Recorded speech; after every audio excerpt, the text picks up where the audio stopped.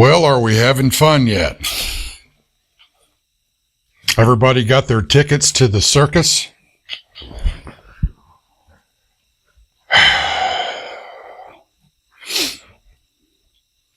All the insanity, the games, the outright lies, the attempted wish fulfillment, projections. Think about that word projection for a moment. What is it they call it during the elections? They project a winner? Interesting. Well, they sure as hell projected a lot of states in this election as being won far earlier than the numbers could catch up with their projections, so they just stopped everything and changed the numbers. How about that? Because heaven forbid that their projections are wrong and people don't accept it. That's called delusion, deception. It's meant to continue to divide, and it is, in my book, lawlessness.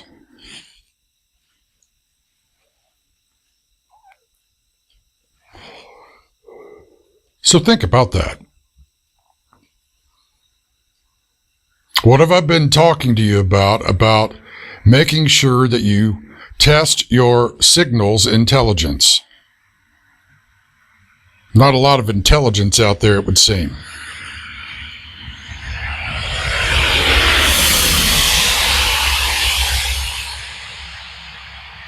But there sure is a hell of a lot of noise in the signals and a lot of signals.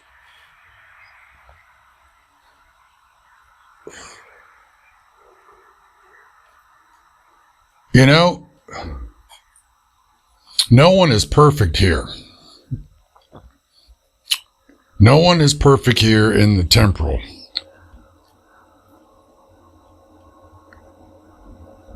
But I have to say I've never seen so much utter delusion and psychotic behavior out of people that are supposed to be leaders.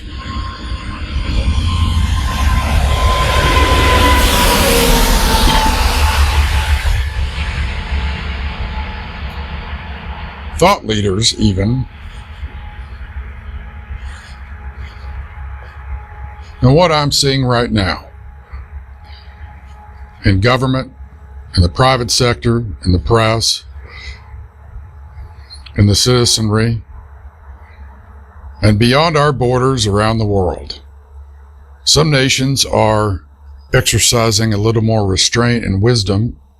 Others are hedging their bets by buying in with 1 foot into the projections.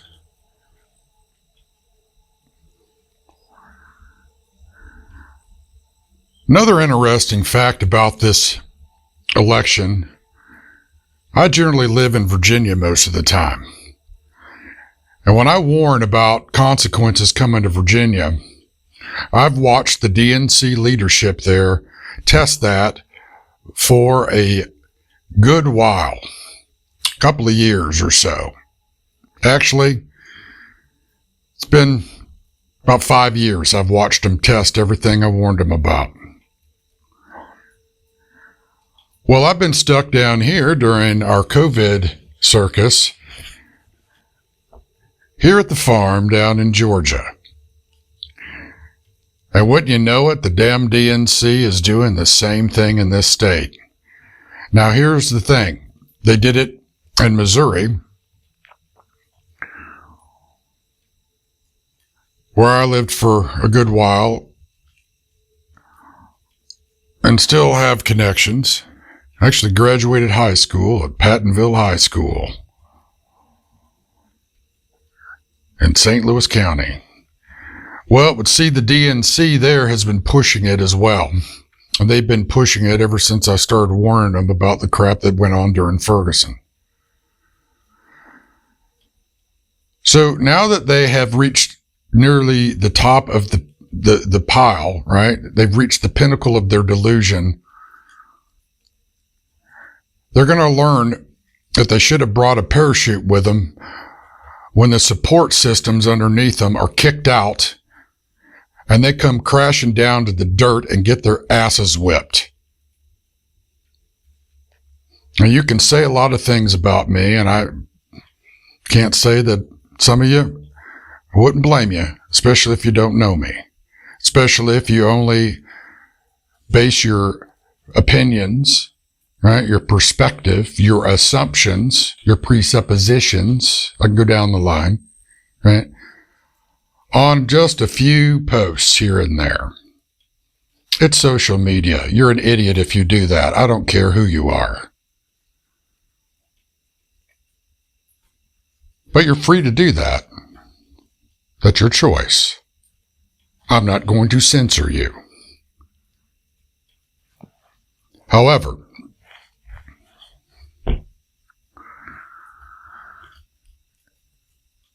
I'm not going to be the one that's found to be a liar on these things I've warned you about. Now, I'm not sitting here telling you that I'm an infallible person. I am not. I need God's grace as much as anybody.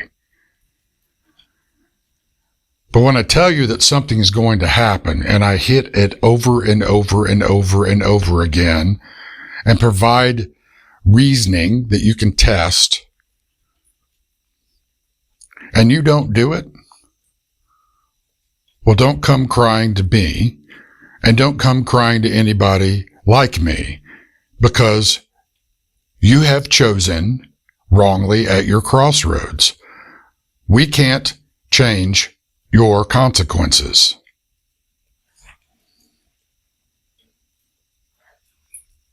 You change your consequences when you make your decision at your crossroads, not after.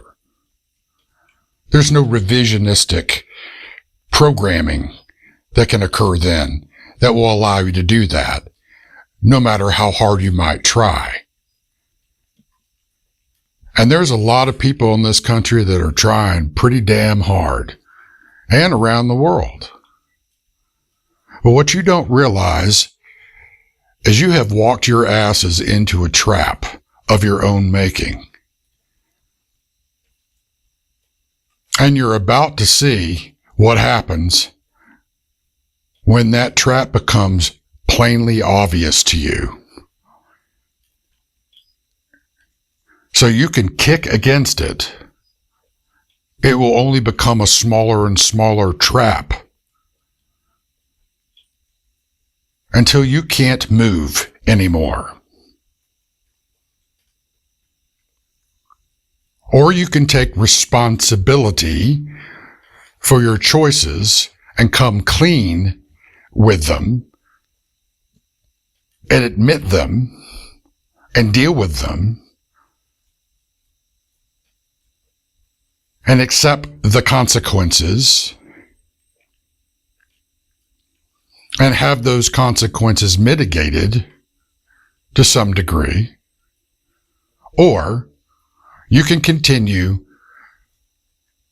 to exponentially scale what the consequences are going to be. That choice is yours as well. Because we are not control freaks like you. We actually believe that people were given free will and the ability to choose. And what comes with that is the responsibility to accept the outcomes of those choices.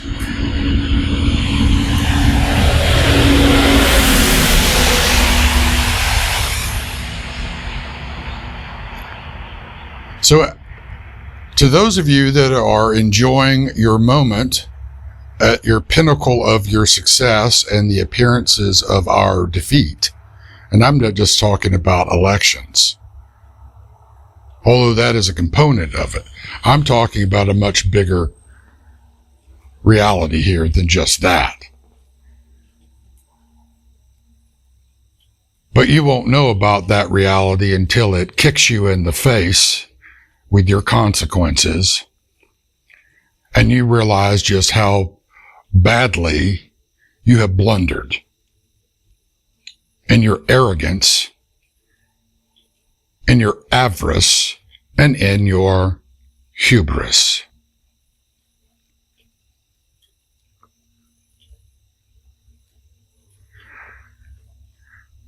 You know,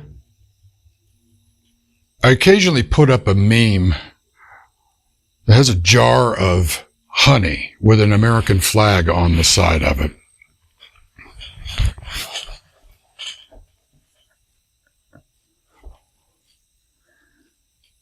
Maybe I should put a tar baby up, since you guys have, for years, tried to tar and feather everybody that won't agree with you. But now, what you don't realize, but some of you are beginning to figure out, is you're stuck in a tar baby in the thorns and thistles, just like Brer Rabbit. But, of course, a lot of folks won't know about that either, because the same people that are stuck in it are the same ones that, well, they censored that book. Now, 99% of the people that wanted it censored probably never read the damn thing, because they're idiots.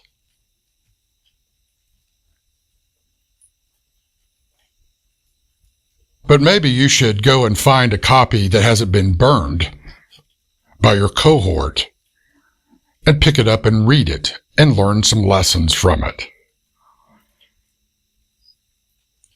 What, are you going to ban Aesop's fables too?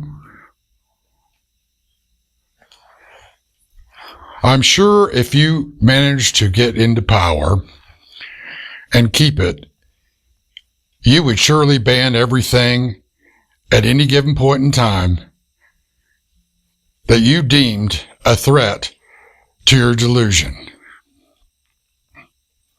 What you don't realize is you are banning yourself out of our system.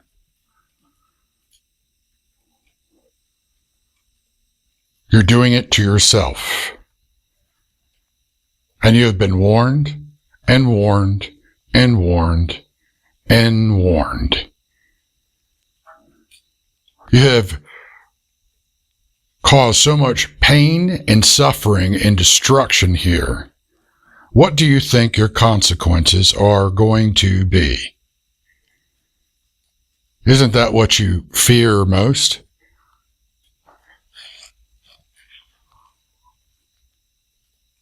Oh, but your pride is so much more important to you, right? Well, it's going to cost you. And it's going to cost you to the point where you can't write a check big enough to buy your way out of your predicament.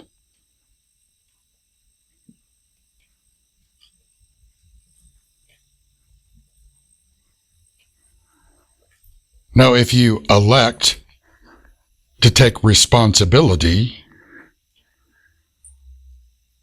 for your choices and your actions,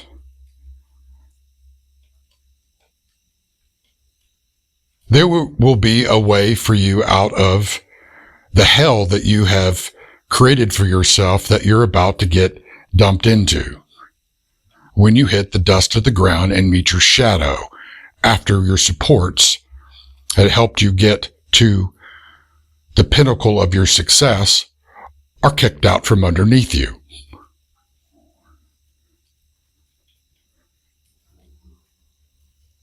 I would highly suggest that you would consider that as a potential option for you, if you're one of those that I'm speaking about. If you're not, and you're wondering what the hell I'm talking about, well, perhaps you should take some time to do your due diligence and look at what I write, what I record, what I post, and see if there's any validity in what I'm broadcasting to you in my signals.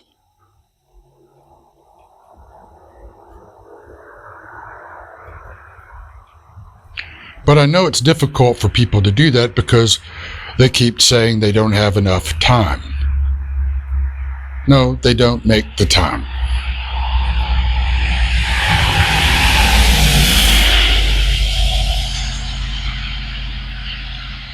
But there is a time coming when they will wish that they had.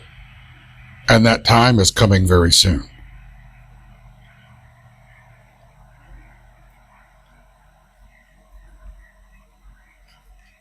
So while everybody's getting their popcorn and cotton candy, their soda pops, and moving to their seats under the great big top at the circus, right?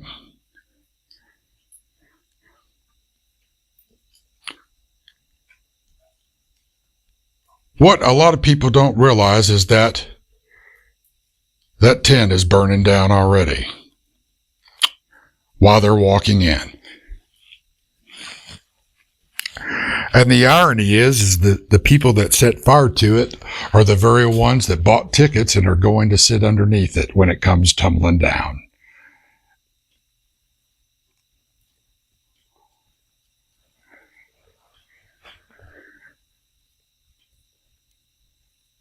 I know metaphors are difficult for people to comprehend nowadays. I don't understand why that is. Maybe you weren't taught that in English class, or maybe you didn't care because you didn't care about your education. Since we are a nation of imbeciles, apparently now. You know, it's funny, you go around the world and young people want to learn. They want to go to school. In most places, but not in the United States. That shows you an example of how far you've fallen as a nation.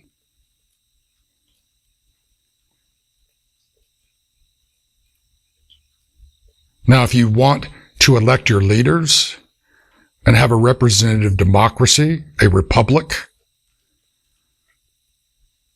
tell me how you're supposed to do that if you're a fucking imbecile.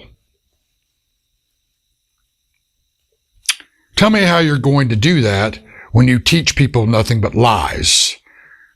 You don't teach them to critically think, and you feed them lies after lies after lies after lies.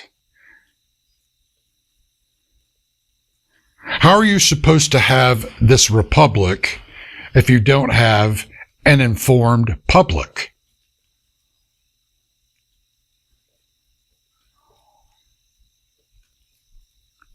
An honest and accountable press.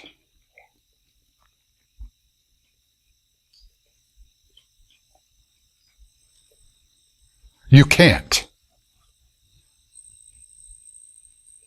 Yet you demand what you're unwilling to take responsibility for. And those that do, you call them everything in the book. You hate them. So what does that say about you? Because if the republic falls, and you no longer have a say-so in who you elect, you will be the first ones to pay the price. And you will have done it by your own choices, your own actions, because of your avarice and your hubris, born of pride. And it will be just when you have to accept your consequences.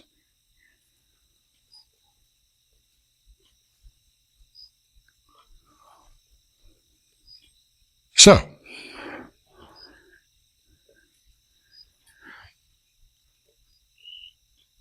enjoying your circus? How are those sideshows going for you? You know, you love the freak shows, don't you?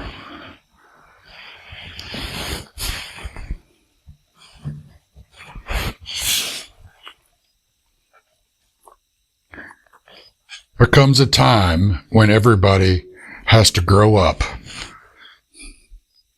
or pay the consequences for refusing to.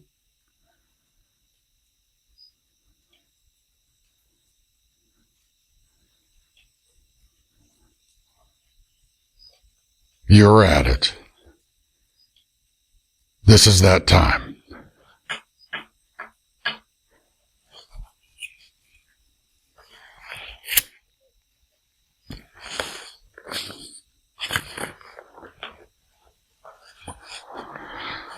You know, I was asked recently, Max, why do you hate Democrats so much? I don't.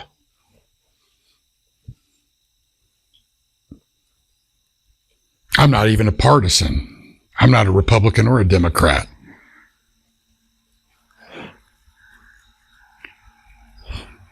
I base my positions on the outcomes of their actions. It's nothing personal. It only becomes personal when you screw with my family, my friends, my brothers and sisters, my fellow citizens, and the rest of the world, and refuse to accept responsibility for it as you puke it out on everyone else.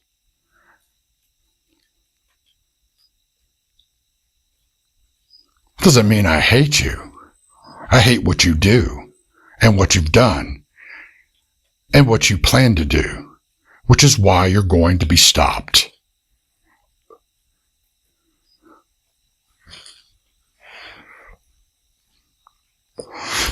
It's still Veterans Day when I'm recording this.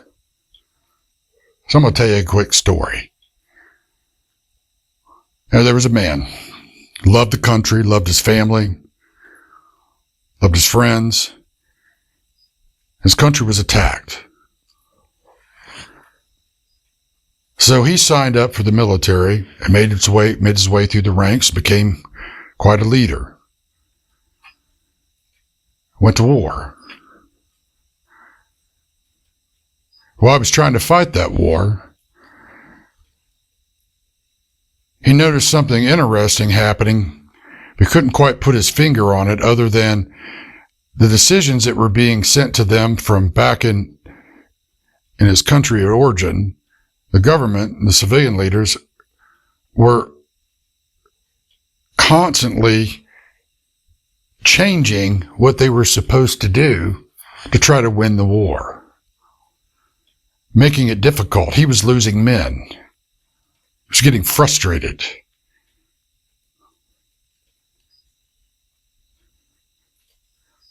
So finally, they managed to wrap up operations there, and he got a chance to fly back home and see his family for the first time in a while. He'd been part of a unit that very few people knew about, and when he was gone, and no one knew where he was in terms of his family and friends, and so he wanted to surprise him, right? So he gets off the plane, rents a car, drives to his little town, not too far away from where the airport was in the big city. He's driving through the big city. It's a wreck. Violence, buildings boarded up.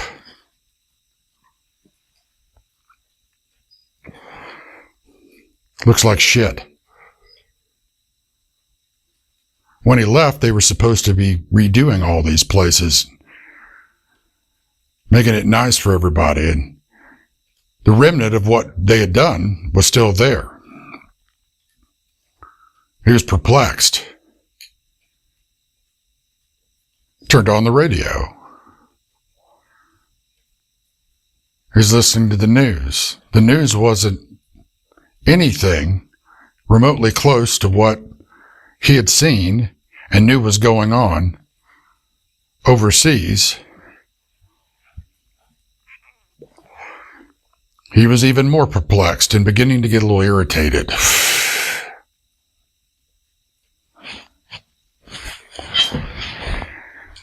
He drives into this little town where he lived, And he gets increasingly pissed as he's driving through it, and it's essentially been turned into a ghetto.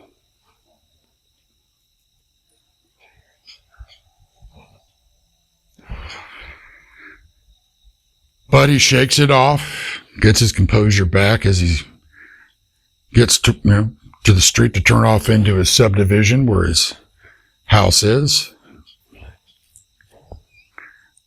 And the subdivision is a wreck. Everything's run down. Nothing's been taken care of. There's trash everywhere. He's like, okay, keep calm.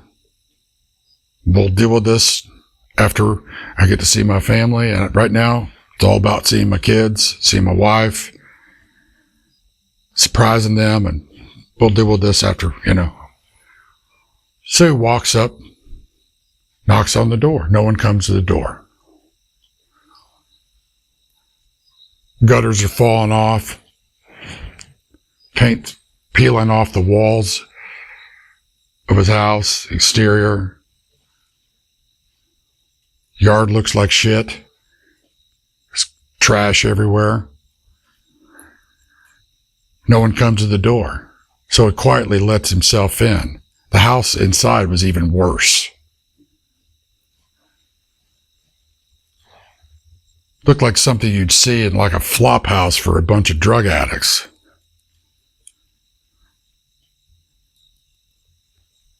Walks through the kitchen because his bedroom was in the back. No one's there. Kids weren't there. He walks through the kitchen to go to his bedroom and drop off his gear, and looks in the kitchen. There's plates everywhere with food stuck to them. Looks like nothing's been cleaned, washed for days. Stinks.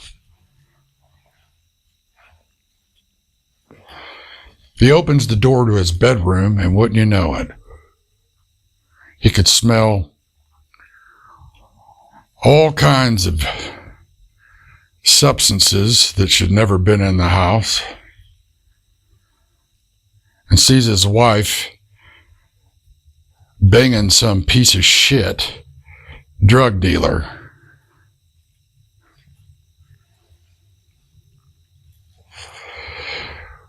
Strung out. There's needles beside the bed and spoons with residue. And I'm going to pause the story there.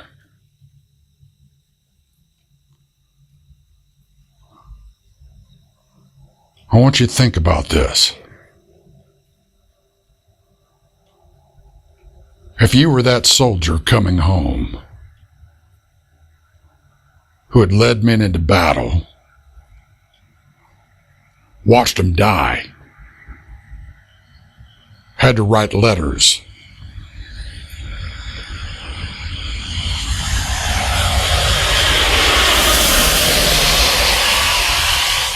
had to fight a nearly impossible war because the people that were running the government back home didn't know what the hell they were doing, and got both his own men and civilians killed. And you come home, and that's what you find? How would you feel?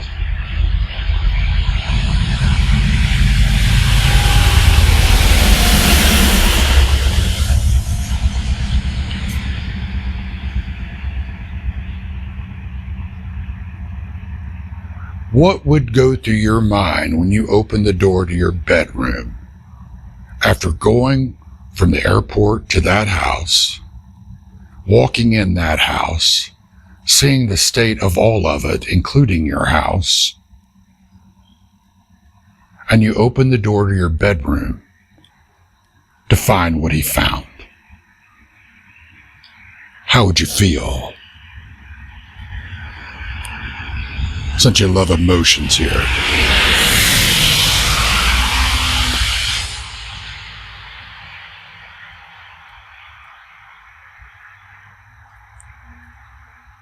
You know why I tell you that story? Because it's the best metaphor I can give you for what I feel every single day when I look at this country.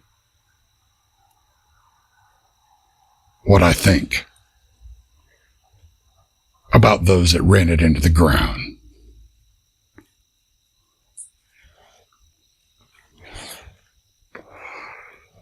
What does that tell you about how I view you?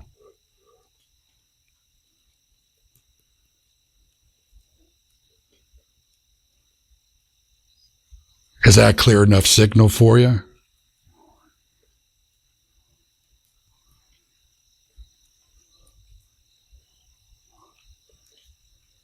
Because if it's not, it's soon going to be.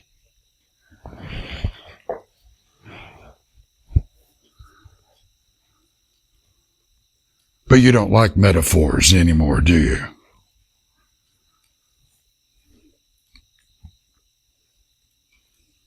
What, are you going to censor me? You've tried to do that for a long time.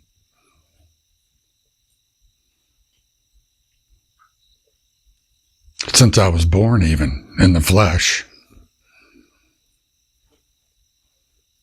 You think you're going to buy me off?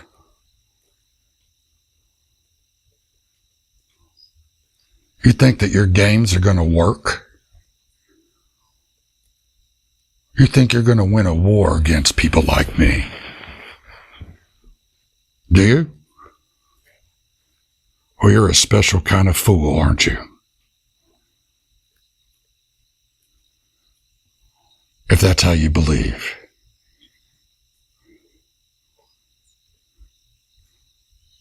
Now multiply people like me by the millions. And that's how we feel. And we don't have to use emoticons. We're going to let you know. But we're not going to do it the way that you people have done it that has screwed this place up. We're going to be methodical, under control and disciplined, and completely just.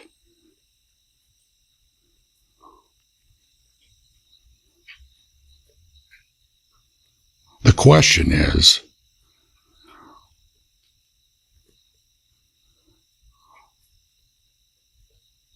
are you going to be with us or against us?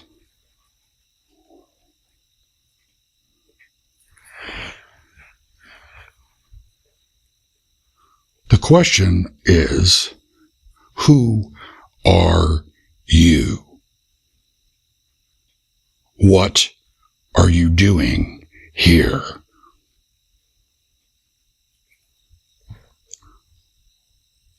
What have you done to this place? And what do you think your consequences are going to be for having done it?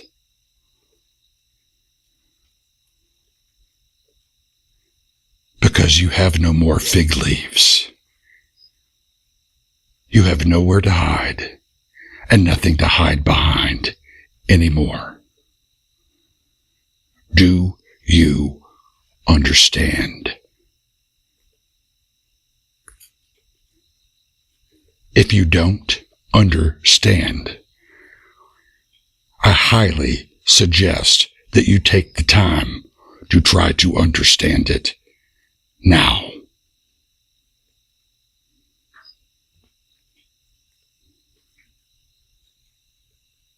Good night.